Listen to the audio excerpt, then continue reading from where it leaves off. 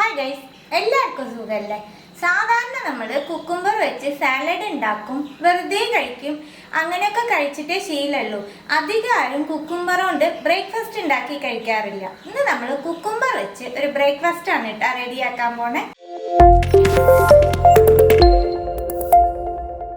ഒരു കുക്കുംബർ എടുത്തിട്ട് ഇതിന്റെ തൊലി കളഞ്ഞ് ചെറിയ ചെറിയ പീസാക്കി കൊണ്ടുവരാം. കുക്കുംബർ കട്ട് ചെയ്തെടുക്കുമ്പോൾ ഇതിന്റെ ഉള്ളിലത്തെ കുരു മാറ്റിക്കോളോട്ട. അത് കളയരുത്, കഴിക്കണം, ശരീരത്തിന് അത്രയും നല്ലതാണ്. പക്ഷെ ഇപ്പോഴത്തെ റെസിപ്പിക്ക് ആ കുരു വേണ്ടാന്നേ ഞാൻ പറഞ്ഞുള്ളൂ. ഒരു കപ്പ് ഇഡ്ലി അരി എടുത്ത് 2 മണിക്കൂർ കുതിർത്തി വെച്ചേക്കണതാണ്. ഇഡ്ലി അരി എന്നിട്ട പച്ചരി അല്ല. ഏത് കപ്പിലാണോ നമ്മൾ അരി എടുക്കണേ ആ കപ്പില് 1/2 കപ്പ് ചോറ്, ഏത് അരിയുടെ ചോറായാലും കുഴപ്പമില്ല.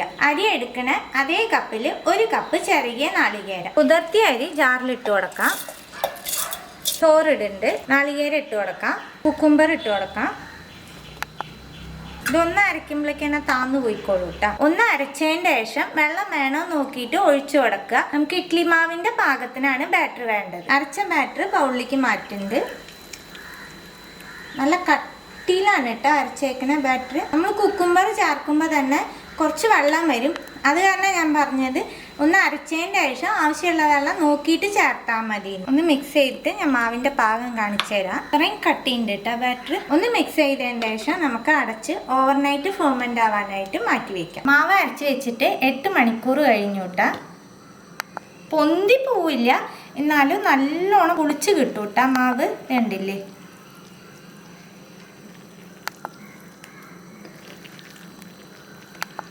ഇതിൽ നമ്മൾ ഉപ്പ് ചേർത്തിട്ടില്ല, ഇപ്പോൾ ഉപ്പ് ചേർത്തോളാം. ഒന്ന് മിക്സ് ചെയ്ത് കൊടുക്കുക. നമുക്കിത് അങ്ങനെ മാറ്റി വെക്കാം. ഈ ദോശയ്ക്കുള്ള സൈഡ് ഡിഷ് റെഡിയാക്കാം. പാനിലേക്ക് 1 ടീസ്പൂൺ വെളിച്ചെണ്ണ ചേർക്കുന്നുണ്ട്.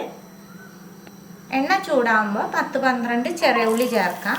7-8 വെളുത്തുള്ളി, 3 ചുവന്ന മുളക്, ചെറിയ കഷ്ണം ഇഞ്ചി. ഇതൊന്ന് മാറ്റിയെടുക്കാം. ഇതിലേക്ക് 1 തക്കാളി ചേർക്കുന്നുണ്ട്. ചെറിയ നെല്ലിക്കയുടെ വലിപ്പത്തിലുള്ള പുളി ചേർക്കുന്നുണ്ട്.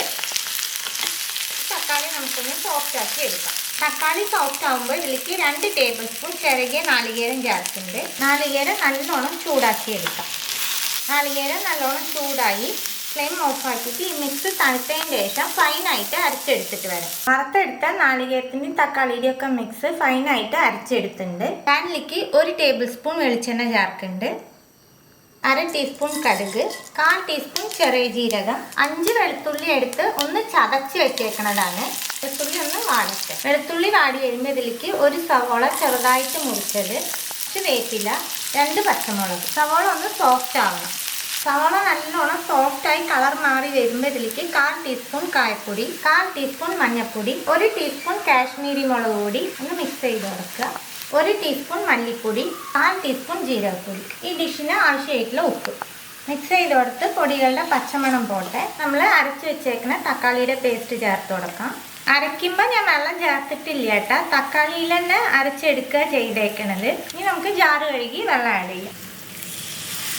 നിങ്ങൾക്ക് എന്തോരം ചാറ് വേണോ അതനുസരിച്ച് വെള്ളം ചേർത്തോളൂ കേട്ടോ. കുറച്ച് കട്ടിയിലുണ്ടായാലേ നല്ല ടേസ്റ്റ് ഉണ്ടാവുള്ളൂ ഈ ഡിഷിന്. ഈ ഡിഷ് ബ്രേക്ക്ഫാസ്റ്റിന് മാത്രമല്ല കേട്ടോ, ചോറിന് നല്ല ടേസ്റ്റ് ഉണ്ടാവും. അടച്ച് വെച്ച് നമുക്ക് 2-3 മിനിറ്റ് തിളപ്പിച്ചെടുക്കാം. അരപ്പ് ചേർത്തിട്ട് 2 മിനിറ്റ് കുക്ക് ചെയ്തു വിട്ടാൽ കുറച്ച് മല്ലിയില ഇട്ട് നമുക്ക് ഫ്ലെയിം ഓഫ് ആക്കാം. നല്ല ടേസ്റ്റ് ഉള്ള ഒരു സൈഡ് ഡിഷ് ആട്ടോ. ഇഡ്ലിക്ക്, ദോശയ്ക്ക്, ചപ്പാത്തിക്ക്, ചോറിന് എല്ലാറ്റിനും അടിപൊളിയായിരിക്കും. ഇനി നമുക്ക് ദോശ റെഡിയാക്കാം. പാനിലേക്ക് കുറച്ച് എണ്ണ ചേർക്കുന്നുണ്ട്. ഒന്ന് സ്പ്രെഡ് ചെയ്ത് കൊടുക്കുക.